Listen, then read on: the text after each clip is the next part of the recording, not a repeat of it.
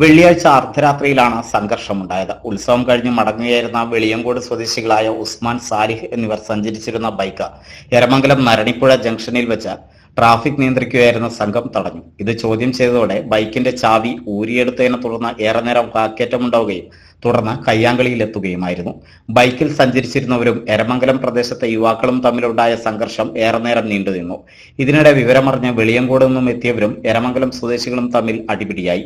Eramangalam central CPM local committee കെട്ടിടത്തിലെ Iskra ക്ലബിലേക്ക് സംഘർഷം വ്യാപിച്ചതോടെ ഓഫീസിനകത്തെ ടെലിവിഷനും ഉപകരണങ്ങളുമെല്ലാം സംഘം തല്ലി തകർത്തു. കൂടാതെ മുകൾ നിലയിൽ പ്രവർത്തിച്ചിരുന്ന CPM ഓഫീസിന്റെ ഹാളും തല്ലി തകർത്തു. സംഘർഷത്തിൽ ഉൾപ്പെട്ടവർ CPM പ്രവർത്തകരായതിനാൽ CPM പ്രവർത്തകർ തമ്മിൽ ചേരിതിരിഞ്ഞ് സംഘർഷം എന്ന തരത്തിലും പ്രചരണമുണ്ടായി.